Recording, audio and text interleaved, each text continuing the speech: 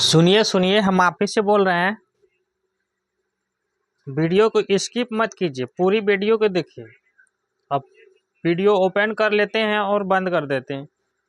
अब पूरी वीडियो देखिए, समझ में आएगी। हम आप ही से कह रहे हैं।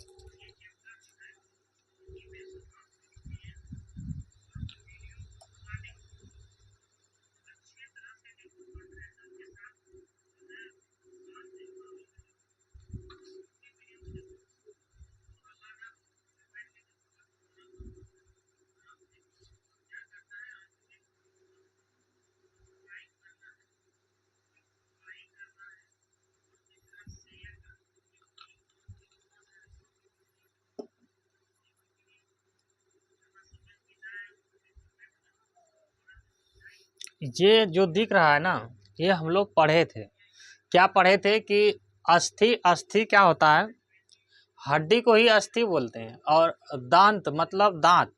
तो क्षय, टूथ, बॉन्स, बॉन्स मतलब हड्डी, और टीथ मतलब होता है दांत। डीके मतलब होता है क्षय, मतलब जो खराब हो जाते हैं ना दांत, उसी को बोलते हैं। तो किसकी हड्डी और दांत किसकी कमी से? तो कैल्शियम की कमी से दोनों कमजोर होने लगते हैं। फिर पढ़ाए थे कि आलू में क्या होता है। देखो, आलू में क्या होता है कि मंड होता है। मंद को क्या बोलते हैं? स्टार्च। स्टार्च। और उसी को क्या बोलते हैं? कार्बोहाइड्रेट। स्टार्च को क्या बोलते हैं? कार्बोहाइड्रेट। आप लोग ने कैप्सूल देखे होंगे ना, इस तरह कैप्सूल होता है, टैबलेट जिसको बोलते हैं ना, कैप्सूल इस तरह। तो कैप्सूल के दो भागों में इस तरह बटे होते हैं ना कैप्सूल, यहाँ से इसकी जो आवरण बनते हैं, और इसके अंदर क्या होते हैं? ऐसे छोटे छोटे दाने होते हैं कैप्सूल के अंदर। तो इसके जो आवरण बने होते हैं ना, वो किसके बनते हैं? वो स्टार्च के, STARCH, स्टार्च के बने होते हैं। हड्डियां तथा दांतों के लिए आवश्यक है, वही क्वेश्चन है, कैल्शियम। किसमें पोषक मूल्य शून्य होता है? तो रुक्षांश में पोषक जो है ना शून्य होता है। और रुक्षांश का कार्य बताए थे, जो आपने ज्यादा खाना खा लेते हो, अब वो नहीं पचे, तो उसे बाहर निकालने का काम रुक्षांश करते हैं, जिसे हम रेशा कहते हैं।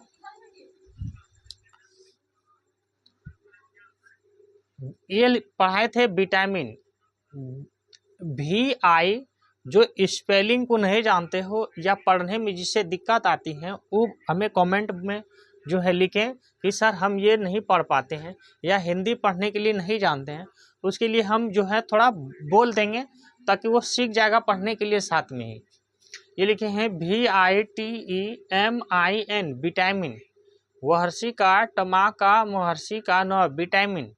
विटामिन के कई प्रकार होते हैं, इसकी कई खोज किए गए हैं। खोज किसने की है? ये अगली कक्षा की पाठ है। हमें धीरे धीरे चीज़ों को सीखना है। तो विटामिन ए को पढ़ाए थे कि ये जो है इसकी हर एक विटामिन की रासायनिक नाम है। तो विटामिन ए का रासायनिक नाम है रेटिनॉल, इसको कहते हैं। ये ज़्यादा किस में मिलते हैं? तो गाजर में मिलते हैं, हरी साग सब्जी में मिलती हैं। तो ये जो है विटामिन ए किसके लिए है? तो आँख के लिए लाभदायक है। अगर विटामिन ए आप में प्रॉपर मिल रहे हैं तो आपको दिखाई अच्छे से देती है। अगर नहीं मिल रहे हैं तो आपके आँखों में प्रॉब्लम होती है। जैसे उससे एक बीमारी लिखे हैं, दृष्टिहीनता। दृष्टिहीनता क्या होती है? इसमें दिखाई नहीं देने लगते, जिसको उसको बोलते हैं दृष्टिहीनता। तो विटामिन ए की कमी से दृष्टिहीनता। विटामिन B1 की कमी से होते हैं बैरी। विटामिन सी की कमी से होता है स्कर्वी। विटामिन डी की कमी से होते हैं रिकेट्स। अब ये पढ़ा चुके हैं, स्कर्वी क्या होता है, रिकेट्स क्या होता है, ये सब पढ़ा चुके हैं। तो स्कर्वी क्या होते हैं कि दांत में जो खराबी आने लगते हैं ना, उसी को बोलते हैं स्कर्वी। और रिकेट्स क्या होता है? रिकेट्स क्या होते हैं? इसमें हड्डियां की बीमारी को रिकेट्स बोलते हैं। वो विटामिन डी की कमी से। विटामिन डी जो है ना, ये कैल्शियम, एक कैल्सीफेरॉल विटामिन ए, मतलब कहने का मतलब ये कैल्शियम के रूप में भी जानते हैं इसको। और ये सन से, हमारे सूर्य की प्रकाश की जो पहली किरण है उससे मिलते हैं विटामिन डी, ठीक है ना। वो हड्डियों के लिए होता है, इसमें इसमें होता है हड्डी में बीमारी, रिकेट्स हो जाती है। इधर पढ़ाए थे जो है मोटापा हो जाते हैं जो अधिक वसा युक्त भोजन करते हैं, जैसे तेल घी, कोई क्या करते हैं ज़्यादा खाने लगते हैं, उसको घी खाना स्वादिष्ट अच्छा लगते हैं, तो वो ज़्यादा जो तेल घी खाते हैं उससे क्या हो जाता है, मोटापा हो जाता है। उसके बाद कुछ रोग बताए थे, उसके लक्षण और उस किसकी कमी से होते हैं ये बताए थे। जैसे बताए हैं सूखा रोग। सूखा रोग क्या होते हैं, तो उसके शरीर सूखने लगते हैं, ये प्रोटीन की कमी से हो जाते हैं सूखा रोग, ठीक है ना। उस शरीर सूखने लगते हैं, हड्डियां दिखने लगती हैं, दुबला पुतला होने लगती हैं, हाँ उसको बोलते हैं सूखा रोग, ठीक है। कार्बोहाइड्रेट और प्रोटीन की कमी से होता है सूखा रोग। ये बड़ों में होते हैं और ये क्वाशीयोरकर ये छोटे बच्चों में होते हैं। इसमें क्या होते हैं कि पेट बाहर आने लगते हैं, ठीक है ना, इसमें, और उसकी वृद्धि मतलब बढ़नी चाहिए बच्चों को, वो नहीं बढ़ पाते हैं और पेट बाहर निकलने लगते हैं, वो होता है सूखा रोग। ये तो लक्षण में लिखना है। और किसकी कमी से, तो ये भी प्रोटीन की कमी से होती है। कौन सा सूखा रोग, रतौंधी विटामिन ए की कमी से होते हैं। इसमें क्या होता है कि दिन में तो दिखाई पड़ती है लेकिन रात में, दिन में दिखाई पड़ती है और रात में नहीं दिखाई पड़ने लगते, किसमें, रतौंधी में, इसकी कमी से होता है। तो ये विटामिन की कमी से होते हैं। घेघा रोग क्या है कि गले में जो है ये यहाँ पे, तो यहाँ पे होते हैं गोइटर, इसी को घेघा रोग के ही बोलते हैं, गोइटर। तो ये आयोडीन की कमी से, आयोडीन मतलब नमक, नमक की कमी से गला में एक थायराइड ग्रंथि है, इसी में हो जाता है घेघा रोग, के फूलने लगता है। तो इसके लक्षण क्या हो गया, गले फूलने लगते हैं। ये पढ़ा चुके हैं सब चीज़ों को। हम लोग चलेंगे अगली चैप्टर में।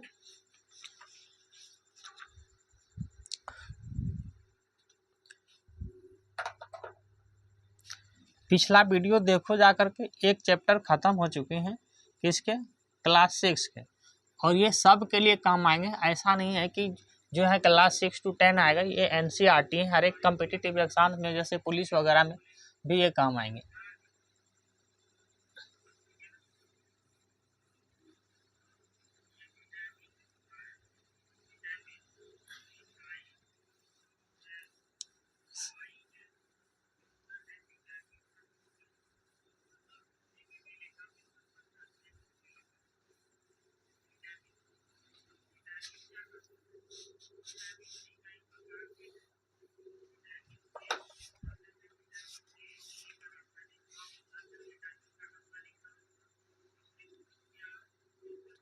आज पे क्या पढ़ेंगे, जल, ज और ल, जल, अंग्रेजी में WATER,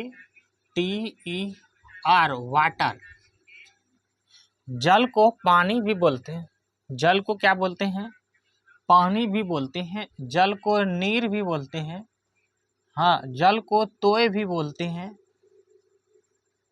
ठीक है ना।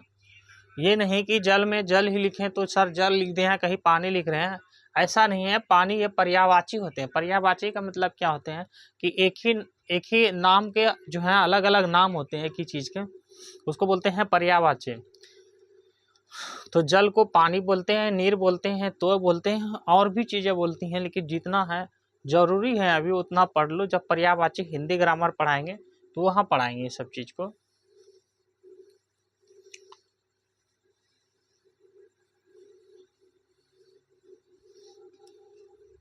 हम पहले पढ़ेंगे यहाँ पे, उसके बाद फिर से समझाएंगे। ध्यान से सुनना है पढ़ी हुई चीज़ों को भी। कहते हैं कि गर्मी का मौसम है। कौन सा मौसम है, तो गर्मी, गौ मदीर्घी का रेप। देखो जो पढ़ने नहीं जानते उसे बार बार बोलते हैं, उसको ध्यान से पढ़ना है। ये ऊपर वाला को क्या बोलते हैं, इस तरह रेप, और नीचे इस तरह रहता है ना, इसको बोलते हैं री, और इस तरह रहते हैं तो आधा र। गर्मी के मौसम है, आपके आसपास के सभी जल स्रोत सूख गए हैं। पीने का पानी बहुत दूर से लाना पड़ रहा है। पानी की कमी से आपको किन किन कठिनाइयों का सामना करना पड़ेगा।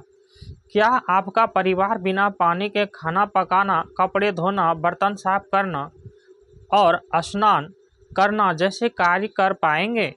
इसके अतिरिक्त अन्य कौन कौन से कार्य हैं जिन्हें करने के लिए आपके परिवार को कठिनाइयों का सामना करना पड़ेगा। देखो पानी नहीं है तो हमें बहुत सारी चीज़ों का कठिनाइयाँ करना पड़ेगा। जैसे क्या पानी के बिना आप खाना बना सकते हैं? क्या आपका मम्मी खाना बना पाएगी बिना पानी का? तो सर नहीं बनाए। क्या आपके मम्मी बर्तन साफ कर पाएगी? सर नहीं कर पाएंगे बर्तन। क्या स्नान कर पाओगे? नहीं कर पाएंगे सर स्नान। स्नान का जो है स्नान कैसे लिखते हैं? सोनो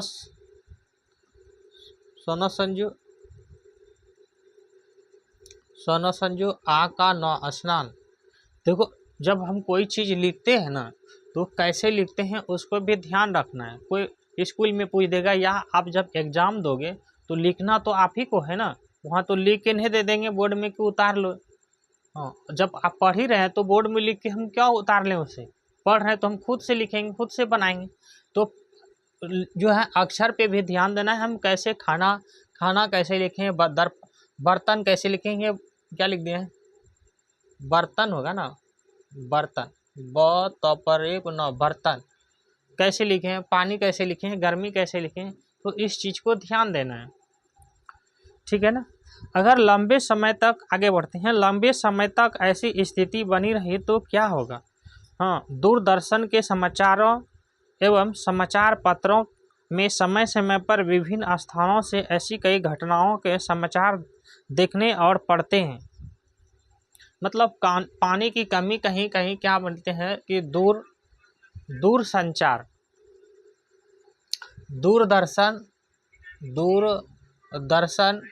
या समाचार पत्रों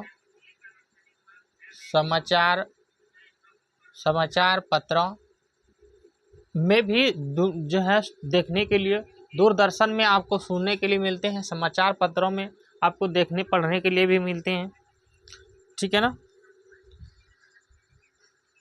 ऊपर दिए गए समाचार पत्र के, देखो यहाँ पे है ना, ये समाचार पत्र हैं ये वाला। जब बुक रखोगे अपने पास और इसको पढ़ोगे तो इस तरह रखना, ये समाचार पत्र है। यहाँ पे इसकी समस्याएं बता रहे हैं। देखो लाइन पे लगे हुए लोग दूर से जाते हैं पानी लाने के लिए। जैसे पहाड़ी क्षेत्रों में क्या होता है, पहाड़ी क्षेत्रों में क्या होता है, तो यहाँ पे पानी की बहुत किल्लत है। पहाड़ में मान लो कि बहुत ऊंचे हैं क्षेत्र, हाँ यहाँ पे देखो पहाड़ है। अब ये समतल जमीन है, हम लोग यहाँ पे निवास कर रहे हो, और इस तरह करके बहुत ऊंचे ऊंचे पहाड़ हैं। इस तरह करके इस तरह ऊंचे ऊंचे पहाड़ हैं। अब यहाँ पे मनुष्य निवास करते हैं, तो बताओ कि यहाँ से यहाँ कितना दिक्कतें हैं पानी के लिए। तो ये पानी लेने के लिए यहाँ पे अगर रहते हैं तो धीरे धीरे ये कहाँ आएंगे, पैदल आते हैं यहाँ पे, और यहाँ पे गड्ढा या कुआं वगैरह आते हैं, वहाँ से पानी लेते हैं, तो उसको कितना दिक्कत है। वही चीज़ समाचार में देखने के लिए मिल रहा है। और ये दिया हुआ है कि बहुत से महिलाएं देखो इसमें लाइन लगे हुए और नीचे बर्तन वगैरह हैं।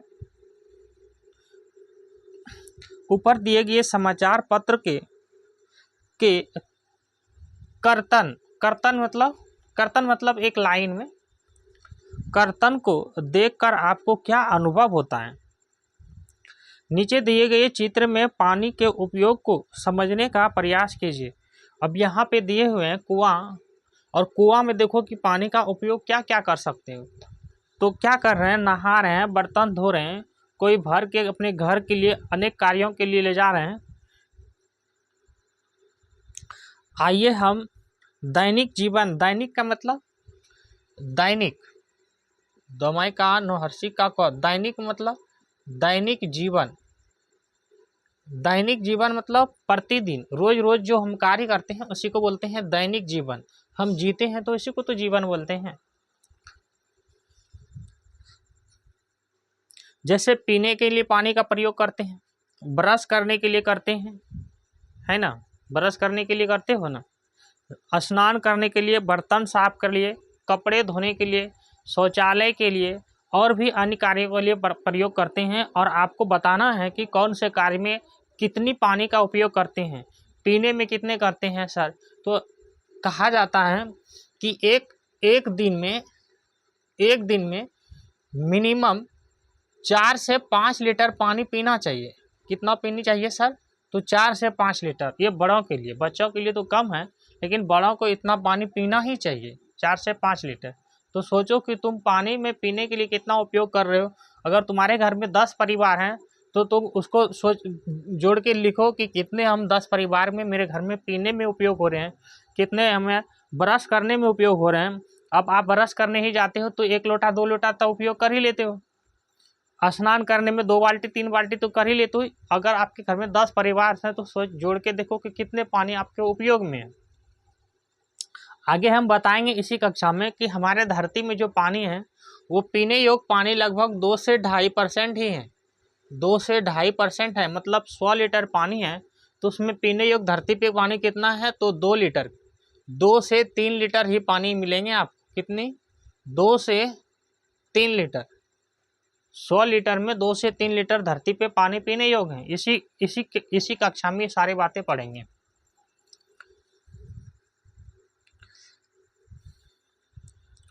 कहते हैं इस क्रियाकलाप से आप जानते हैं कि प्रतिदिन आपके परिवार में लगभग कितने जल का उपयोग होता है। आप जोड़ के देखें और लिखें कि घर में कितने प्रयोग होते हैं, कपड़े धोने में कितने होते हैं। मान लो कि 10 कपड़े धो रहे हैं, अगर 2-2 बाल्टी करके भी कपड़े धोते हैं तो 10 गुने 2 20 बाल्टी का पानी तो कपड़े धोने में चले गए। अगर एक परिवार 2 बाल्टी पानी लाते हैं, 10 परिवार हैं तो 20 परिवार 20 बाल्टी पानी इसमें चले गए। अगर एक बाल्टी में 10 लीटर पानी अटते हैं तो इसको 10 से गुना करो, 200 लीटर। 10 से गुना करो इसको भी 10 से गुना करो तो 200 लीटर पानी इसमें चले गए कपड़े धोने में। 200 लीटर पानी कितने में चले गए? बर्तन साफ करने में। अगर 10 परिवार हैं, 2 लीटर ब्रश करने में लग जाते हैं तो 10 दूना 20 लीटर। इसे मिटा दें, 20 लीटर कितना चले गया ब्रश करने में। ठीक है, मान लो कि एक परिवार अगर 2 लीटर पानी पीते हैं तो 10 दूना 20 लीटर पानी पीने में चलेगी। चलो, खाना बनाने में मान लो कि खाना बनाने में कम से कम 5 लीटर पानी ले लो तो 10 परिवार हैं तो 10 लीटर पानी, तो 10 लीटर ये हो गए। ठीक है ना। शौचालय करने में एक परिवार में कम से कम 5 लीटर पानी, तो 10 परिवार हैं, 10 बचे 50 लीटर पानी। फर्श साफ करने में, फर्श मतलब आपकी अगर घर है, जमीन की भाग को आप जहाँ पे चौकी पलंग देख रखते हो उसी को फर्श बोलते हैं, ऊपर वाले को हिस्से को छत बोलते हैं। तो फर्श को अगर गंदे हैं तो उसकी सफाई करने में भी कुछ पानी लगेंगे। तो मान लो कि 10 लीटर पानी सफाई करने में। और भी अन्य कार्य होते हैं। कितना हो गया? 2 2 4 5 5 5 10 1 11 करी 1 2 2 4 और 1 5। किधर कितना है? 1 0। सोचो कि तुम्हारे अगर 10 परिवार हैं घर में तो डेली पानी कितने यूज है? 510 लीटर। और हमारे धरती में पानी कितना है? तो 2 से 3 लीटर पानी उपयोग करके में योग में है। अब अब सोचो कि धरती पे, इस पृथ्वी पे कितने जो है जनसंख्या है और कितना पानी का जो है डेली यूज होता है, प्रयोग होता है। अब उससे गुना करो कि कितना पानी प्रयोग होता है। इसीलिए कहता है कि पानी जो है हमें बचा के रखनी चाहिए। चले आगे बढ़े। इस क्रियाकलाप से आपने जाना कि विभिन्न कार्यों के लिए जल प्राप्त करने का स्रोत विभिन्न हो सकता है। अच्छा, आगे नहीं पढ़ाएं। कक्षा में छात्र से पता कीजिए कि उपयोग हेतु जल के स्रोत का सारणीबद्ध कीजिए। मतलब आप कहाँ कहाँ से प्रयोग जो है, कहाँ कहाँ से आप पानी ले सकते हैं। जैसे आप पानी चापाकल से निकाल सकते हो, कुआं से निकाल सकते हो, तालाब से ले सकते हो, नदी वगैरह से भी ले सकते हो। नदी में क्या करते हैं, जो जहाँ पे छोटे जो है चूहा वगैरह बना लेते हैं इस तरह करके नदी में, और इसका पानी जो उपयोग करते हैं। कुआं में भी इस तरह गड्ढा बना लेते हैं कुआं में, और यहाँ पे ये कुआं है, ये धरती है नीचे से और इसमें पानी है, इसका भी उपयोग करते हैं। नल लगा लेते हैं इस तरह नल लगा लेते हो, और इसमें बोरिंग का, नल को ही बोरिंग बोलते हैं। इसमें भी चापाकल वगैरह कुछ लगा के इससे भी पानी का उपयोग करते हो, तालाब का भी पानी का उपयोग करते हो। ये सब स्रोतों से हमें क्या मिलता है? पानी मिलती है, ठीक है ना।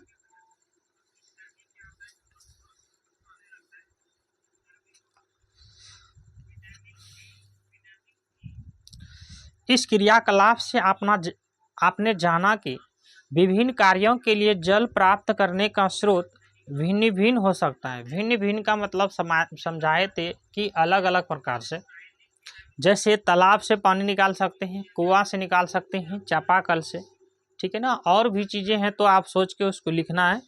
यदि सभी भूमिगत, अब एक शब्द आया भूमिगत, तो हम जब जहाँ भी रहते हैं, ये मान लो हम यहाँ पे निवास कर रहे हैं, तो इसके नीचे यही तो भूमि, हम लोग भूमि पे ही तो निवास करते हो, ये भूमिगत है। और इसमें क्या है? जल है, ये भूमिगत है, ये भूमिगत जल है, ये इसी का तो उपयोग करते हैं। भूमिगत जल के उदाहरण हैं, मतलब तालाब, कुआं, सब भूमिगत जल के उदाहरण हैं। हम सभी इन स्रोतों से लगातार जल निकालते रहते हैं। क्या ये खाली हो जाते हैं? हाँ या नहीं? यदि हाँ तो इसमें पानी की आपूर्ति कैसे होती है? तो खाली तो होगा ना। जैसे आप कुआं का पानी ही उपयोग करते हो, तो कुआं कुछ समय में देखना, जब धूप का समय, गर्मी का मौसम आते हैं ना, तो उसमें भी क्या हो जाता है कि पानी कम पड़ने लगते हैं। फिर भी इन स्रोतों का जल खारा नहीं होता है। खारा का मतलब समझते हो? खारा खारा खारा जो पीने योग्य पानी नहीं है, इसमें नमक की मात्रा है, इसी को बोलते हैं खारा। कारण समझने के लिए क्रियाकलाप करते हैं। हाँ, वर्षा का जल कहाँ जाता है? जब बारिश जो होते हैं, बारिश जो होती है ना, उसका वर्षा, का रे भी लिखे वर्षा, तो इसका जल कहाँ जाते हैं? वर्षा जो बारिश होती है उसका जल कहाँ जाते हैं? याद है आप लोगों को बचपन में ही एक कविता, मतलब बचपन में जब पढ़ रहे थे तो उस समय कविता पढ़े होंगे कि काले मेघा पानी तो बरसा रे। जब बादल आते हैं ना, वो काला होता है, तो उसमें क्या कहने लगता है बच्चा, काले मेघा पानी तो बरसा रे। बचपन में कविता पढ़े होंगे। वर्षा से ही इन सब में पानी भरता है। वर्षा से किस में पानी भरता है? तो कुआं में, तालाब में, इस सब में, धरती में, भूमि में कहाँ से आती? तो वर्षा से ही। इसीलिए वर्षा हमारे लिए बहुत जरूरी है। वर्षा के अभाव में ये सभी नदी नाले सूख जाते हैं। नदी अगर छोटा है तो उसे को नाला भी बोलते हैं। क्या आप जानते हैं कि पृथ्वी का 2/3 भाग जल से घिरा हुआ है? देखो, ये कह रहे हैं कि ये पृथ्वी है, ये हमारे क्या है? पृथ्वी है। जब हम स्त्रीलिंग पुल्लिंग पढ़ेंगे ना, तो ये चीज़ें जान जाएंगे कि पृथ्वी को क्या कहते हैं, धरती को क्या कहते हैं। ये पृथ्वी है। तो पृथ्वी जो है ना, पूरी तरह से गोल तो है नहीं, वो जियोड है। ये पृथ्वी है, तो इसका 2/3 भाग क्या है? ये जल है। 2/3 भाग, मतलब 3 में से 2 भाग क्या है? जल है। और 1 भाग क्या है? तो भूमि है। 1 भाग क्या है? भूमि है। 1 ही भाग धरती है, बाकी तो जल है। ये क्या है? ये धरती पे, भूमि पे जल है।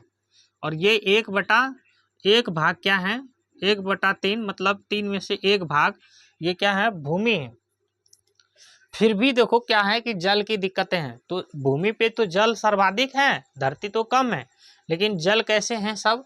तो वो खारे पानी है। समुद्र का जल क्या आप पी सकते हो? नहीं, उससे तो नमक निकलते हैं। इस जल का अधिकांश भाग समुद्रों, महासागरों में है। एक मैप बनाए थे जब हम लोग पढ़ रहे थे अगली कक्षा में, कि इस तरह करके हमारा क्या है? प्यारा भारत है। अच्छा से नहीं बन पा रहे हैं, अच्छा बनाते हैं थोड़ा।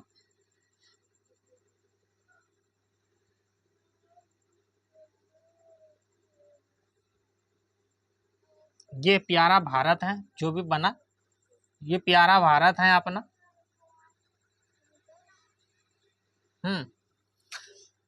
यहाँ वाला जो एरिया है ना, ये वाला एरिया जो दिख रहा है, यहाँ पे नीचे ये सब क्या है, जल है, ये समुद्र है, ये समुद्र है।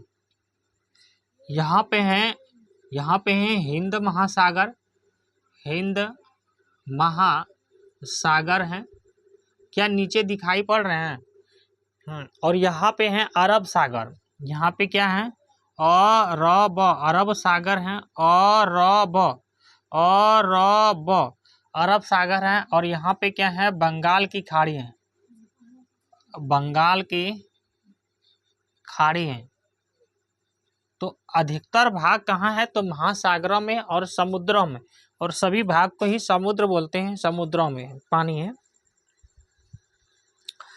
एक और इस जल में लवण घुले होने के कारण यह पीने या अन्य घरेलू कार्यों, कृषि एवं उद्योगों की आवश्यकता की पूर्ति के लिए उचित नहीं है। इसमें क्या है, जो समुद्र में जल है, ये समुद्र बना दिए हैं यहाँ पे, समहर्षु का द्र समुद्र में जो जल है, इसमें क्या है, लवण है, लवण, लवण मतलब ही नमक को लवण भी बोल सकते हो। तो ये खारा है, लवण है। तो इसका पानी को क्या हम कृषि में प्रयोग कर सकते हैं? नहीं। आप अगर खेती करते हो और आपका पिताजी खेती किए हैं, उसमें आप क्या करो, नमक ले आके डाल दो, खेती में नमक डाल दो, वो देखना जो है, जो भी बीज डाले हैं वो खराब हो जाएंगे, ठीक है ना, वो जल जाएंगे। तो इसका प्रयोग नहीं कर सकते, नहीं तो खाना बनाने में, नहीं नहाने धोने में, नहीं कृषि में, ना ही उद्योग में। हर्षहु दया संजू ओ का गौ उद्योग। अब ये उद्योग सब समझो, जो भी चीज़ें हमें बना के देते हैं, फैक्ट्री बनते हैं, जैसे ये पेन बने, ये किससे बने, कोई फैक्ट्री बनाया गया, उसी को उद्योग बोलते हैं। जैसे बिजली आती है ना, बिजली, तो वो भी कहाँ से बना, उद्योग से। जैसे पंखा कहाँ से बना, उद्योग से। हर एक चीज़ जो बनता है उसी को उद्योग बोलते हैं, इंडस्ट्री बोलते हैं। तो उसमें भी प्रयोग होता है पानी का। तो पानी का कौन सा पानी होगा, क्या खारा वाला होगा, समुद्र वाला नहीं होता उसमें, ठीक है ना, उचित नहीं है। तो दूसरी ओर नदी, झील, तालाब जल आपूर्ति के लिए महासागरों पर निर्भर हैं। तो नदी, झील, तालाब, देखो नदी, झील, तालाब, तीन शब्द आए, एक नदी, एक आया झील, और एक शब्द आया तालाब। इस सब से क्वेश्चन उतना नहीं बनता है, क्वेश्चन आगे से बनेंगे, लेकिन समझने के लिए तो पढ़ना ही होगा।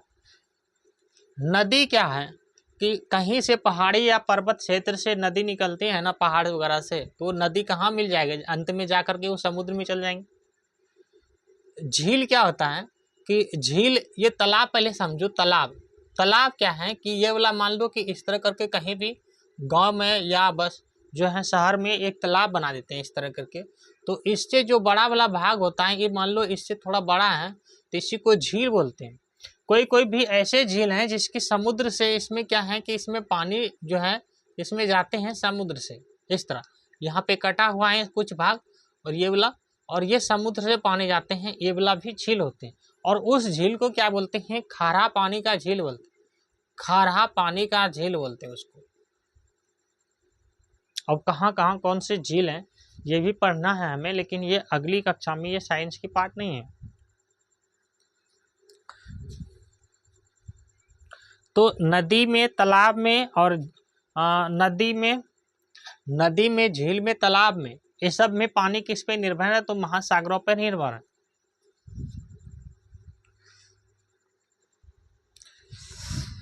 अब क्रियाकलाप 3 ध्यान से देखना। कहता है चौड़े मुंह वाला एक जार लीजिए, इसमें छोटे छोटे पत्थर डालिए। एक चौड़ा मुंह वाला जो है जार लो, चौड़ा मुंह वाला एक कोई सा इस तरह करके जार लो, ये बड़ा चौड़ा मुंह है इसका, कोई बर्तन लेते हैं जार, और इसमें छोटे छोटे पत्थर डाल दो, इसमें छोटा छोटा इसमें पत्थर डाल दो, है ना, इसमें पत्थर डाल दो। इसके बाद बालू की परत देकर मिट्टी तब तक डालिए जब तक वह जार आधा भर ना जाए। मतलब इसमें कुछ बालू का परत दे के और मिट्टी डालना है जब तक आधा भर न जाए। अब इस मिट्टी में छोटे छोटे पौधे लगाइए और पानी पटाइए। अब जो इस मिट्टी में है ना, इसमें पौधा लगाएंगे, ये पौधा लगाएंगे, है ना, ये पौधा लगाएंगे और इसको पानी से पटाएंगे। अब इसके ढक्कन को बंद कर दीजिए। अच्छा, ये तो थोड़ा बड़ा हो गया ना, तो गड़बड़ हो गया। फिर ये इस तरह बना लेते हैं। अब इसको ढक्कन से ढक दिए। अब इसको ढक्कन से क्या किए, ये वाला हिस्सा को ढक दिए ढक्कन से।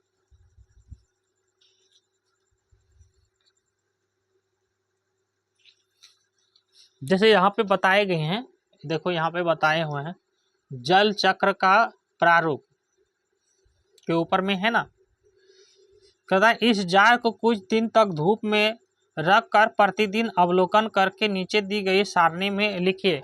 मतलब उस जार को क्या करना है, इसको धूप में रख देना है और प्रतिदिन मतलब रोज रोज उसको देखना है कि बढ़ रहा है कि घट रहा है, क्या हो रहा है, और जो भी हो रहा है उसका अवलोकन करके हमें जो है लिखना है। उपरोक्त क्रियाकलाप प्रकृति के एक ऐसे छोटे किंतु अत्यंत महत्वपूर्ण क्रिया का संकेत देता है। देखो बच्चों, एक शब्द आया प्रकृति, क्या यहाँ लिखें? अच्छा, इस तरह लिखते हैं तो समझ नहीं आएगा, तो बोलना हम सीक्वेंस से भी लिखेंगे, ठीक है ना। प्रकृति, प्रकौरी का तो हर्षी का प्रकृति। प्रकृति क्या होता, तो हमें जो भी है पेड़ पौधा नदी नाला पहाड़ पर्वत, ठीक है ना, यही प्रकृति है और इसी का हर चीज देन है। प्रकृति का ही सब चीज से देन है। हम लोग को अभी क्या किसने दिया है, प्रकृति ने दिया है। नदी नाला तालाब पेड़ पौधा पहाड़ पर्वत, ये क्या है, प्रकृति है। उपरोक्त क्रियाकलाप प्रकृति के एक छोटे किंतु अत्यंत महत्वपूर्ण क्रिया का संकेत देता है। यह है जल चक्र का प्रारूप। आइए इसे विस्तार से समझते हैं। यही है जल चक्र का प्रारूप। अब इसको आगे समझते हैं। जल चक्र, वाटर क्लेवर। अब इस सारे चीज़ों को हम जो है मिटा देते हैं और आगे की ओर चलेंगे। इसको रहने दो क्योंकि उसको तो समझ ही रहे हैं। डेक्स्ट, डेक्स्ट अच्छा है कि नहीं अच्छा है? डेक्स्ट, ये डेक्स्ट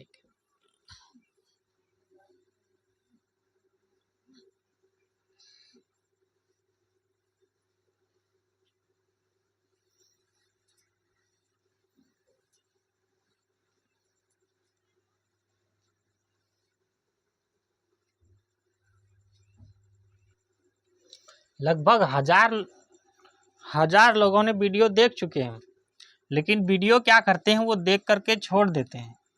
नहीं, आपको पूरी वीडियो देखना है। पूरी वीडियो देखेंगे, हाँ, प्रतिदिन देखेंगे तो समझ में आएंगे। प्रतिदिन देखना है और पूरी वीडियो देखना है, पूरी वीडियो देखना है, ठीक है। ये सिलेबस का पार्ट नहीं है।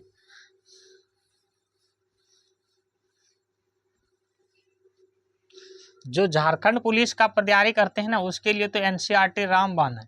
जैसे एक्साइज कांस्टेबल, उसके भी है। क्षेत्रीय कार्यकर्ता, उसके लिए भी है। जिसमें भी 10th लेवल से का क्वेश्चन, जैसे एनसीईआरटी कॉम्पिटिटिव एग्जाम में अधिकतर तो एनसीईआरटी से क्वेश्चन पूछते हैं, तो उसके लिए बहुत इंपॉर्टेंट है। एनसीईआरटी चल रही है। हम क्या देख रहे थे, जल चक्र, जल चक्र। देखो बच्चों, ये लिखे हैं च और ये क है, ये आधा है, इसको बोलेंगे क्र। मतलब जो भी बड़े लेटर है ना, बड़े अक्षर हैं, और जो आधा है उसको पहले बड़े वाले के साथ में मिला के बोलते हैं जल चक्र। जल को क्या बोलेंगे अंग्रेजी में, यहाँ पे दिखाई पड़ेंगे WATER,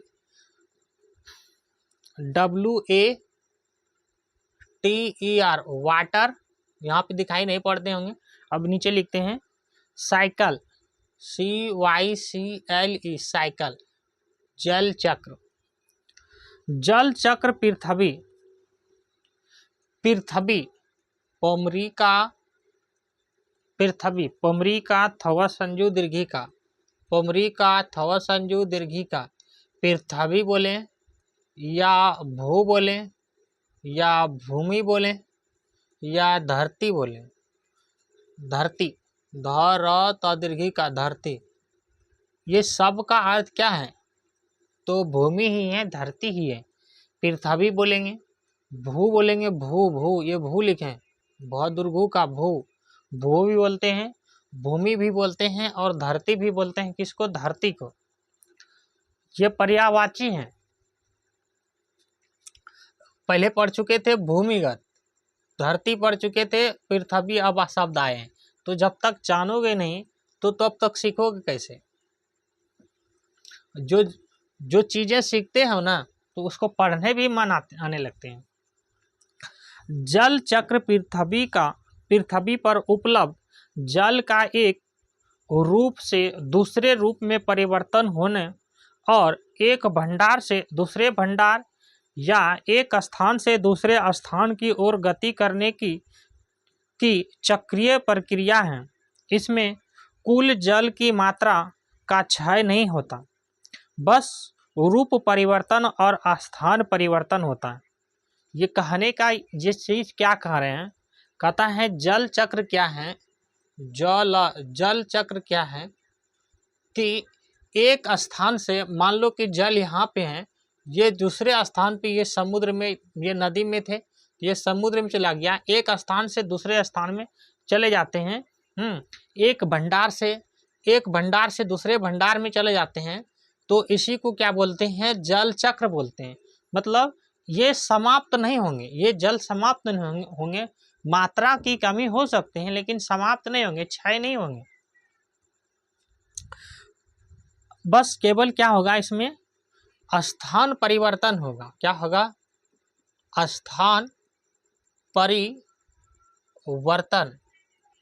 बर्तन होते हैं, लेकिन ये जल क्या है कि समाप्त नहीं होंगे। जैसे ये नदी है, समझने के लिए, ये किस में चले गए हैं? समुद्र में। नदी का पानी तो बच्चों समुद्र में ही चले जाते हैं ना।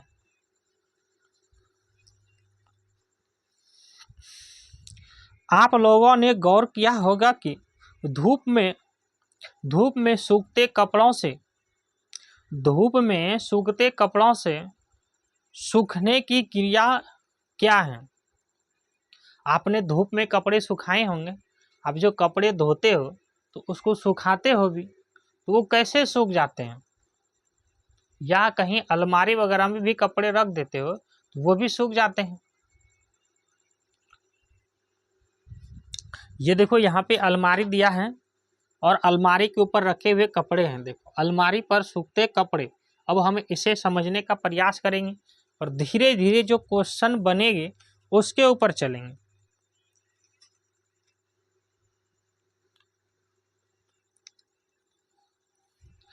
कहते हैं कि अलमारी पर सूखते हुए कपड़े। क्या आपने कभी खाना बनाते समय खाने से जल को वाष्पित यानी भाप बनकर उड़ते देखा है? समझो मेरी बात को। आप अगर खाना बना रहे हो, ये कोई चूल्हा है, ये कोई चूल्हा है और यहाँ से इसमें पाइप लगे हुए हैं, यहाँ से पाइप लगे हुए हैं और यहाँ पे सिलेंडर है, ये सिलेंडर है ना, और यहाँ से पाइप लगे हुए हैं। इसमें क्या कर रहे हो? खाना बना रहे हो। इसमें कुछ बर्तन रख रहे हो और इस पर खाना बना रहे हो इस तरह। तो जब आप खाना बनाते हो तो इससे कुछ भाप निकलता है, इससे भाप निकलता है, ये भाप। तो सर भाप तो निकलते हैं, जो भाप निकलते हैं बच्चों उसी को बोलते हैं वाष्प। उसको क्या बोलते हैं? भाप को वा का स्वपसंजु वाष्प। वही भाप जो है वो जल जो तुम्हारे इसमें बर्तन में डाले थे, तो जब यहाँ से हीट दे रहे हो, गर्म हो रहे हो, तो जब ज़्यादा गर्म हो रहे हैं ना, 100 डिग्री से जब ज़्यादा गर्म हो जाते हैं, 100 डिग्री सेल्सियस पे हमें तापमान को डिग्री सेल्सियस से मापते हैं, तो वो भाप बन के उड़ जाते हैं। उसी को क्या बोलते हैं? वाष्प बोलते हैं। ठीक है ना। फिर से पढ़ते हैं इसे। क्या आपने कभी खाना बनाते समय खाने से जल को वाष्पित यानी भाप बनते हुए भाप बनकर उड़ते देखा है? क्या नमक भी पानी के साथ वाष्पित होता है? नहीं। क्या नमक आपने खाना में मान लो कि यहाँ पे दाल बना रहे थे और दाल का जब बनाते हो तो भाप बनता है, क्या नमक उड़ जाएगा वहाँ से? क्या दाल में नमक उड़ जाएगा? नहीं सर, नमक नहीं उड़ते हैं। क्यों नहीं उड़ते हैं? क्योंकि ये तो वजन होता है, इसका डेंसिटी ज़्यादा है। जल वाष्पित हो जाता है तथा नमक शेष रह जाते हैं। इस अनुभव से यह समझ सकते हैं कि गर्म करने पर जल वाष्प में परिवर्तन हो जाते हैं, जबकि नमक लवण वाष्पित नहीं होते हैं। आप पहले इतना तो समझो। तो ये क्या हो गया कि जल वाष्प हो गया और लवण क्या रह गया? नमक रह गया इसी में। और ठीक है ना। और आपने दैनिक जीवन में जल वाष्प की क्रिया से परिचित होंगे, जैसे सड़कों, खेतों, छतों या अन्य जमीनी क्षेत्रों में जल वाष्प में परिवर्तन होता रहता है। मान लो कि खेत में जब बारिश होती है तो खेत है ना, ये खेत है, ये बड़ा बड़ा खेत है, तो इसमें भी जल होते हैं ना, इसमें जल होते हैं ना इसमें। तो ये भी क्या हो रहा है? ये भी धीरे धीरे सूख जाते हैं जल यहाँ से। तो ये भी क्या हो रहा है? ये वाष्प हो रहा है, ये वाष्पित हो जाते हैं। नदी का भी पानी वाष्पित हो जाते हैं, समुद्र का भी वाष्पित हो जाते हैं, और ये वाष्प होकर के धीरे धीरे ऊपर चले जाते हैं हमारे वायुमंडल में। और वायुमंडल में जाते हैं, वहाँ पे छोटे छोटे वर्षा का कण बनते हैं, और वही कण जो है आगे पढ़ेंगे। चलो आगे ओवरव्यू नहीं पढ़ाते हैं, हमें समझ साथ में पढ़ेंगे। हाँ, तो क्या हो गया? ये जल खेतों का नदी का सबका वाष्पित हो जाता है। वाष्पन को अंग्रेजी में बोलते हैं इवापोराइजेशन। वाष्पन के लिए जल को ऊष्मा कहाँ से मिलती है? अब पढ़ेंगे कि जो वाष्प होता है, यहाँ पे तो खाना बना रहे थे तो ऊष्मा हमें सिलेंडर से दिए थे, हीट दिए तो उसी को ऊष्मा बोलते हैं। लेकिन जब नदी या तालाब में या खेतों में जो जल वाष्पित हो जाते हैं तो उसे ऊष्मा कहाँ से मिलते हैं? तो सिंपल सी बात है बच्चों, तो कोई भी बता देंगे कि वो सूर्य के प्रकाश से जो हमें ऊष्मा आते हैं ना, उसी से जो है वाष्पित हो जाते हैं। तो वाष्पन का स्वपसंजो न वाष्पन, इसको अंग्रेजी में बोलते हैं इवेपोराइजेशन। EVAPORATION,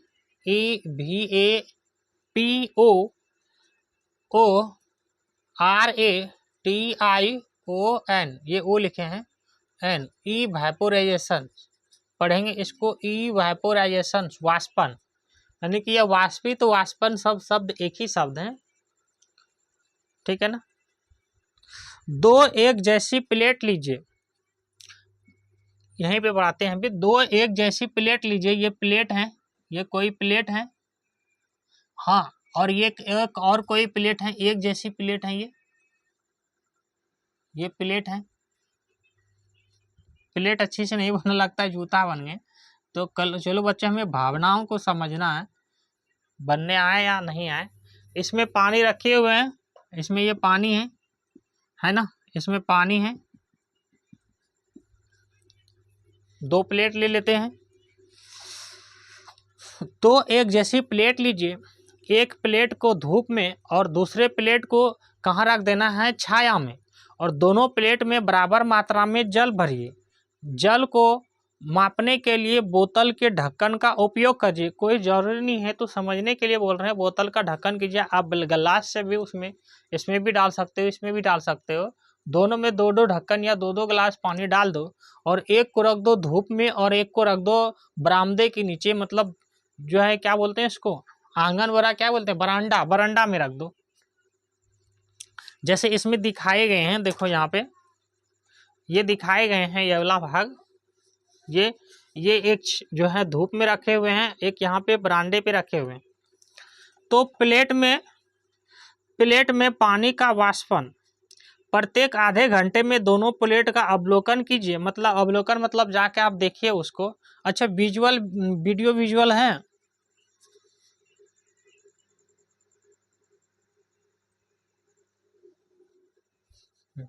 दोनों जाकर के क्या करना है, कुछ समय के बाद आधा घंटा 1 घंटा में जाकर के उसका अवलोकन करना है, दोनों को देखना है। किन प्लेटों में जल के विलुप्त होने की मात्रा अधिक है। विलुप्त मतलब समझते हो, विलुप्त, वार्षिका विलुप्त, विलुप्त वार्षिका लहसू का पता सुनियो विलुप्त। विलुप्त मतलब धीरे धीरे जो समाप्त होते हैं ना, समाप्त होते हैं ना, उसी को विलुप्त कहते हैं, मतलब समाप्ति के कगार हैं। धूप में रखी प्लेट का पानी जल्दी घटने लगता है, जिसका कारण सौर ऊर्जा है। धूप में ये वाला जो है कहाँ रखे हुए हैं, ये धूप में रखे हुए हैं, धूप में। और ये वाला कहाँ रखे हुए हैं, बरामदे के नीचे रखे हैं। चलो ये बरामदे बना लेते हैं, ये बरामदा है, ये बरामदे के नीचे रखे हुए हैं। और ये वाला पूरे धूप में रखे हुए हैं, सूर्य है यहाँ पे, और ये सूर्य के पास रखे हुए हैं। तो इसका क्या हो जाएगा, पानी जल्दी जल्दी वाष्पित होने लगेगा और इसका कम वाष्पित होगा। ठीक है ना। कारण कौन सा है, ये सौर ऊर्जा है। समूह का या पर सौर ऊर्जा, सूर्य को सौर्य बोलते हैं, सौर ऊर्जा। सूर्य का ही ऊर्जा ऐसा है जो कभी समाप्त नहीं होंगे। हाँ, लेकिन और भी ऊर्जा है वो, जैसे कोयला, वो तो जो है खनिज है, वो कुछ ना कुछ दिनों में समाप्त हो जाएंगे। कोयला तो धरती पे निश्चित मात्रा में है, लिमिटेड है, वो खत्म हो सकते हैं, लेकिन ये सूर्य का जो है ऊर्जा खत्म नहीं होंगे। इसीलिए सोलर जो है ज़्यादा उपयोग में ले रहे हैं अभी। किन दिन के समय सूर्य की किरणें महासागरों, नदियों, झीलों तथा तालाबों में भरे जल पर पड़ती हैं। जल पर पड़ती है ना, महासागर में, तालाब में, नदी पर। इसके फलस्वरूप इन सभी जल का निरंतर वाष्प में परिवर्तन होता रहता है। जैसे नदी में पड़ते हैं ये तो उसका भी वाष्प होते हैं। ठीक है ना, किससे, सौर ऊर्जा से कारण। इस जल में घुले लवण शेष रह जाते हैं, और समुद्र में जो लवण था, नमक था, वो नीचे रह जाते हैं। जल के वाष्प की यह क्रिया धीमी होती है। इस क्रियाकलाप में हमने देखा कि छाया में रखे प्लेट की पानी वाष्पित होता है, परंतु इसमें अधिक समय लगता है। और दूसरी ओर सूर्य के प्रकाश होने के वाला वाष्प तेजी से हो रहा है और कम समय लगता है। बात को समझा कि इसमें जो है छाया है, इसलिए इसमें सूर्य का प्रकाश कम पड़ रहे हैं, तो इसका जो है वाष्प धीरे धीरे हो रहा है। इसमें क्या है, सूर्य का प्रकाश है, तो ये ज़्यादा जल्दी से क्या हो रहा है, वाष्प हो रहा है। और जो नदी तालाब है उसमें भी धूप जो है पड़ते हैं ना, सूर्य का प्रकाश, तो वो भी क्या हो रहा है, वो वाष्प हो रहे हैं। और जो लवण है, नमक है, वो नीचे रह जाते हैं। छाया में रखे जल को वाष्प हेतु उष्मा कहाँ से मिलती है। जो छाया में रखे हुए हैं, ये छाया में रखे हुए हैं, तो इसको उष्मा कहाँ से मिलती है। तो हमारे जो वातावरण है, वायुमंडल में है, इसमें भी हमें क्या मिलते हैं, उष्मा। जैसे आपकी मम्मी ने क्या करती है, कपड़ा साफ करके, और जिस दिन बारिश हुआ या कुछ हुआ तो धूप नहीं है, तो उसको क्या करते हैं कि ला करके कहीं टांग देते हैं, या घर में टंगनी वगैरह बना के उसको जो है डाल देते हैं वहाँ पे। तो 2 दिन या 1 दिन में कुछ में वो सूख जो है कपड़े क्या हो जाते, सूख जाते हैं। वो कहाँ से मिलता है, हमें वातावरण जो है उसमें भी उष्मा है, उसी उष्मा से क्या हुआ, कपड़ा सूख गया। वही चीज़ें ये कह रहे हैं। देखो आगे कहता है, दिन के समय हमारे चारों ओर वायु सूर्य के प्रकाश के कारण गर्म होता है। क्या होता है, गर्म होती है, वायु गर्म होती है, जो छाया में रखे जल को वाष्पित करने के लिए उष्मा प्रदान करती है। तो हमें जो है कहाँ से मिलता है, वायु से। वायु में कहाँ से आया, सूर्य के प्रकाश से। आप गर्मी के दिनों में हाँ घने पेड़ों की छाया में बैठे होंगे, वहाँ हमें शीतलता मिलती है। क्या आपने सोचा है ऐसा क्या होता है, क्या गर्मी के दिनों में जो पेड़ के नीचे बैठते हो, आपको वहाँ कुछ ठंडे महसूस होते हैं ना, तो वो कैसे हो, क्या होते हैं। कहता है कि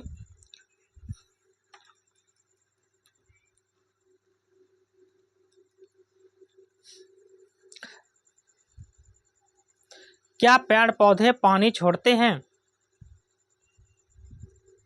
जिससे वहां गर्मी कम लगती है?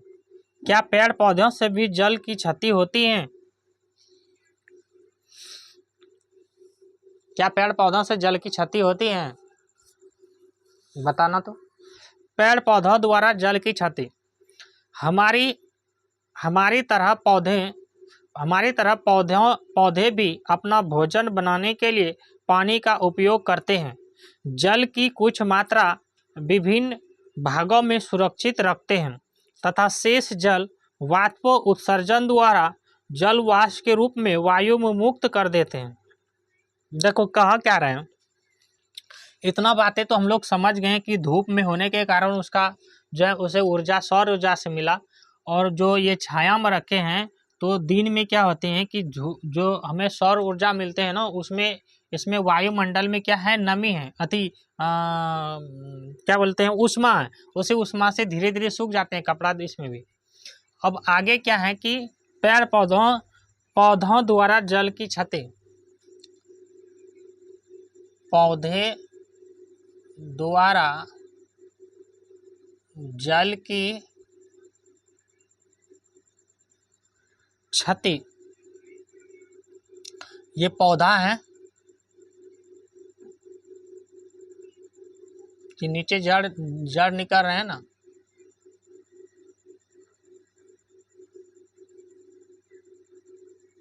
चलो अच्छे से बनाते हैं पौधा।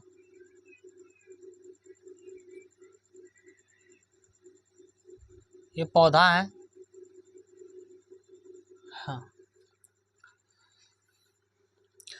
हाँ, हमारी तरह पौधे भी अपना भोजन किससे बनाते हैं, जल से बनाते हैं। तो भोजन किससे बनाते हैं पौधा, भोजन भूमि का जन भोजन तो जल से, ठीक है ना। जल की कुछ मात्रा विभिन्न भागों में सुरक्षित रखते हैं।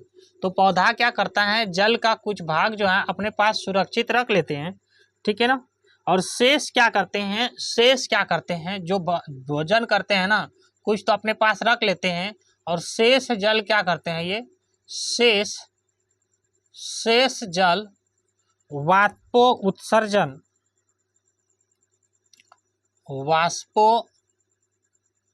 गोमा का सपो संजू ओ का वाष्पो उत्सर्जन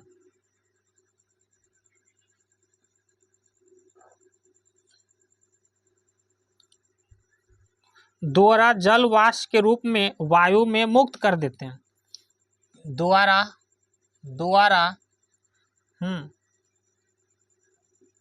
जल वाष्प के रूप में वायु में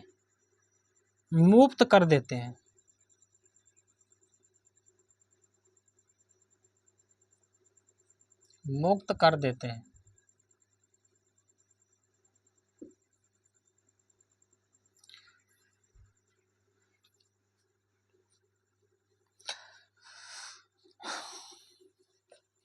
देखो ये कहा क्या रहे हैं कि पेड़ पौधा भी जो है ना, जिस तरह हम लोग भोजन बनाने के लिए जल का उपयोग करते हो, उसी तरह पेड़ पौधा भी भोजन के लिए जल का उपयोग करते हैं।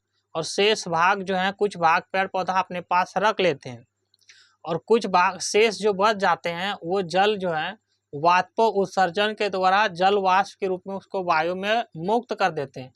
ये वाष्प उत्सर्जन मतलब समझते हो, उत्सर्जन मतलब समझते हो, हर्षहु सतसंजो जपरेप न। हम जो चीज बाहर निकालते हैं, जो भी चीज बाहर निकाल देते हैं गंदी चीजों को, जैसे पानी हो गया, हमारे शरीर से वाष्प होकर के निकल जाते हैं गर्मी के समय में, पसीना के रूप में, हमें मूत्र के रूप में निकल जाते हैं। तो उसको जो भी चीज बाहर निकाल देते हैं ना, उसको बोलते हैं उत्सर्जन, वाष्प उत्सर्जन। वाष्प मतलब क्या हो गया, वाष्प, यानी कि जल को वाष्प के रूप में बाहर निकाल देगा। जैसे पानी टपकते हैं ना, पत्ती से पानी टपकते हैं ना, तो उसी को बोल रहे हैं वाष्प उत्सर्जन।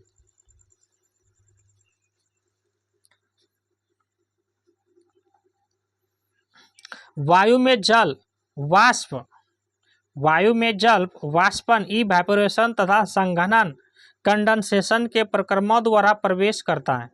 अच्छा, तो ये जो वाष्प जो वायु में चले गए, तो ये क्या होता है कि फिर से वायु में वाष्पन, फिर से वायु में, अच्छा वो वायु पढ़ा रहे, वायु मतलब समझते हो कि नहीं, हवा। वायु में जल वाष्पन, जिसे इवैपोराइजेशन कहते हो, EVAPORATION, इवैपोराइजेशन। हाँ, तथा संघनन, तथा समन्वय घ संघनन कंडेंसेशन द्वारा प्रवेश करते हैं। CONDENSATION कंडेंसेशन के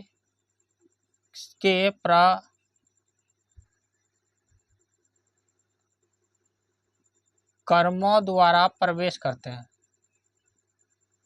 मतलब ये वायुमंडल में चले जाते हैं और इसी संघनन के द्वारा वर्षा होती है। ठीक है ना। क्या जल सदा के लिए विलुप्त हो जाता है? नहीं, यह हमें पुनः वर्षा के रूप में प्राप्त होता है। जो वाष्प हो गया वो वायु में चले गए वाष्पन या संघनन के द्वारा, क्या जल समाप्त हो जाएगा? नहीं होगा, फिर से बारिश होगी, वर्षा के द्वारा हमें जल फिर से मिल जाती है। और वर्षा किसके द्वारा होंगे? तो वो संघनन के द्वारा ही होते हैं। आइए बादलों से खेलें। कहता है एक जार में गर्म जल लीजिए,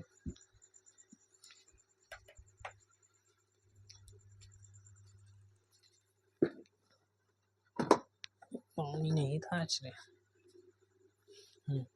एक जार में गर्म जल लीजिए, जल का ढक्कन उलटकर उसके मुंह पर रख दीजिए। मतलब एक जार ले लो, कोई एक जार ले लो और उसमें गर्म जल जो है गर्म जल रख दो इस तरह, और रख के इसके मुंह को ढक्कन में खोल के रख दो।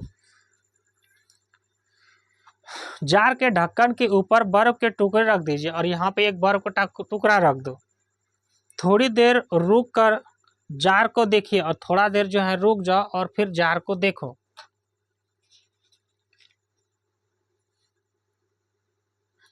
देखो यहाँ पे वही चीज को दिखा रहे हैं कि ये बर्फ है और इसको जो है गर्म पानी है, इसमें एक जार रख दिए, जो है ऊपर में बर्फ रख दिए हैं, बर्फ रख दिए हैं और थोड़ी बार यहाँ के हैं हटा दिए।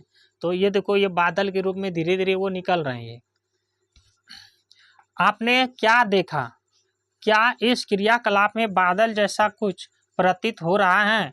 ढक्कन खोलने पर बादल जैसा बाहर निकलता है दिखाई देगा, ऐसा वाष्प तथा संघनन के कारण होता है। मतलब जो ढक्कन में रख दिए थे ना यहाँ पे बर्फ, ये धीरे धीरे जो है ना बादल के रूप में जो निकल रहे हैं वो किसके कारण होता है? तो संघनन और वाष्पन के कारण ही होते हैं। ठीक है, वाष्पन के कारण होते हैं।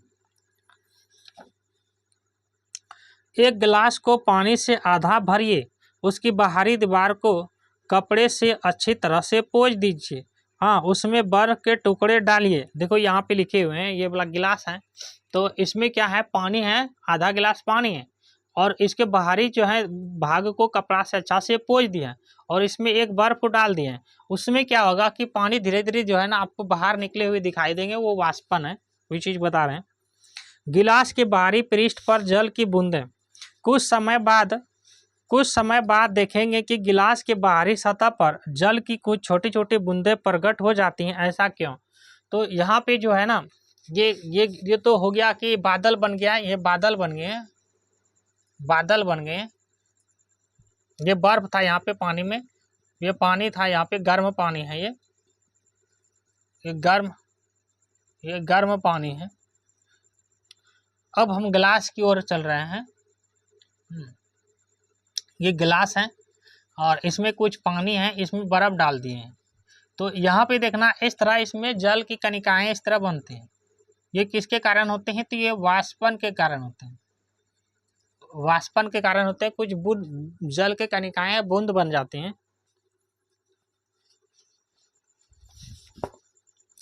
बर्फ युक्त गिलास की बाहरी सतह पर बाहर की हवा को ठंडा कर देती हैं। हाँ, और जल वाष्प गिलास की सतह पर संघनित हो जाती हैं।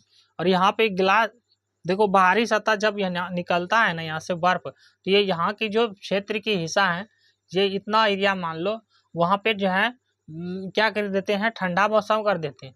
और यहाँ पे संघनित होकर के ये धीरे धीरे जो है बाहर निकल जाते हैं। ये संघनित होगा, वाष्पन नहीं होगा। गलत पढ़ा दिए, गलत बोल दिए, संघनित होगा। समन सुवार घ नहर्सी का तो संघनित, वाष्पन के द्वारा तो वो उड़ के चले जाएंगे, संघनित के द्वारा धीरे धीरे बाहर निकलेंगे। हाँ, जल को पृथ्वी के पृष्ठ पर पुनः वापस लाने में संघनन प्रक्रम एक महत्वपूर्ण भूमिका होती है। हाँ, जो वाष्प होकर से चले गए ना, वो संघनन के द्वारा ही क्या होता है कि बारिश होते हैं, संघनन के द्वारा ही बारिश होते हैं और धरती पे फिर से जल आते हैं। यह वर्षा क्या है, आगे है, यह वर्षा क्या है।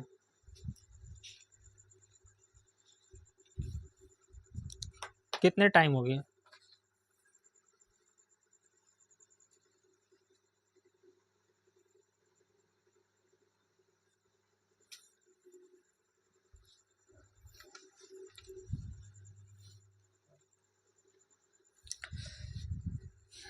जैसे जैसे वायु ऊपर उठ जाती हैं, ठंडी होती जाती हैं, कुछ दूर ऊंचाई पर वायु इतनी ठंडी हो जाती हैं कि इसमें उपस्थित जल वाष्प संघनित होकर छोटे छोटे जल की बूंदें, जिसे जल कणिका कहते हैं।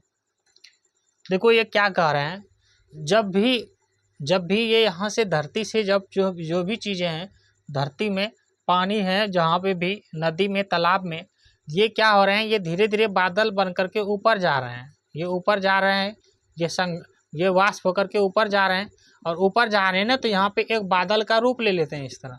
ये जल की कणिकाएं हैं। ये क्या है, ये ये जल कणिका है। मतलब छोटी छोटी जल जाकर के इकट्ठा हो जाते हैं, उसी को जल कणिका कहते हैं। और यही जल कणिका जब मिल जाते हैं तो वो क्या बन जाते हैं, जब जल कणिका आपस में मिल जाएंगे तो इसी को क्या बोलेंगे, बादल बोलेंगे। वमा का दौल बादल।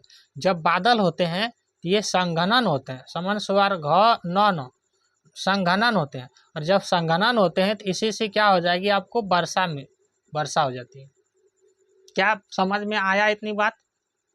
फिर से समझो, कहीं से भी, नदी से, तालाब से, कुआं से, नदी, नाला, तालाब, कुआं, समुद्र, कहीं भी जो और जहाँ भी पानी है, वो जो है हमें सूर्य की प्रकाश से, या आप खाना बनाते हैं तो आपने उष्मा देते हैं, उससे वो भाप बन के धीरे धीरे हमें वायुमंडल में चली जाती हैं। तो वो वाष्प होकर के चले गए, और वहाँ पे जब सभी जो है इकट्ठा हो जाते हैं तो उसको जल कणिका बोलते हैं। और जल कणिका जब आपस में मिल जाते हैं टकराने के बाद, तो वो बादल बनते हैं। और बादल बनते हैं किसके द्वारा, संघनन के द्वारा। और जब पूरी तरह से संघनित होते हैं तो वो वर्षा होती है। यही चीज़ें आगे लिखे हुए हैं, इसी को फिर से पढ़ते हैं। देखो क्या लिखे थे कि पढ़े थे कि जैसे जैसे वायु ऊपर उठती हैं, ठंडी होती जाती है। मतलब जैसे भी ऊपर जाएंगे वायु, तो यहाँ पे क्या हो जाएगा, ठंडा होने लगता है। ऊपर जाने के बाद वायु ज़्यादा ठंडे होने लगते हैं। ठीक कि इसमें उपस्थित जलवाष्प संघनित होकर छोटी छोटी जल की बूंदें, जिन्हें जल कणिका कहते हैं, परिवर्तन हो जाती हैं। यह जल कणिका जो वायु में तैरती हैं, हमें बादल के रूप में दिखाई देती हैं। यही जो है ना, बादल के रूप में जल कणिका हमें दिखाई देती हैं। हाँ, बर्फ युक्त जल से भरे गिलास को अगर कुछ देर कमरे के ताप पर छोड़ देते हैं तो गिलास के आसपास पानी नजर आएगा। मतलब ये जल की गिलास के बारे में कह रहे हैं कि अगर इसको कुछ देर इसमें बर्फ भर देते हो और कहीं रख देते हो, तो इसमें कुछ समय के बाद उसमें बूंदा बूंदी जो है दिखने के लिए, बूंद बूंद आएगा दिखने के लिए। ये छोटी छोटी जल कणिकाएं मिलकर एक बड़े अमाप की जल बूंदें बनाती हैं। इसी प्रकार इसी प्रकार वायु में कुछ जल की बूंदें इतनी भारी हो जाती हैं कि वे नीचे की ओर गिरने लगती। हाँ, इन गिरती हुई बूंदों को ही वर्षा कहते हैं। मतलब जब ये इकट्ठा हो जाते हैं तो ये बादल बनते हैं। जब बादल बनते हैं तो वो जो है जब बड़ा बड़ा कण हो गया तो बड़ा हो गया तो वजन हो गया, वजन हो गया तो नीचे की ओर आने लगते हैं, वही हो जाता है, बारिश हो जाती है। इसी को वर्षा बोलते हैं। आपने कभी ओले गिरते हुए देखा है? आपने कभी ओले गिरते हुए देखे हो? अभी हैं, हमें लगता है 1-1.5 घंटा की क्लास हो जाएगी।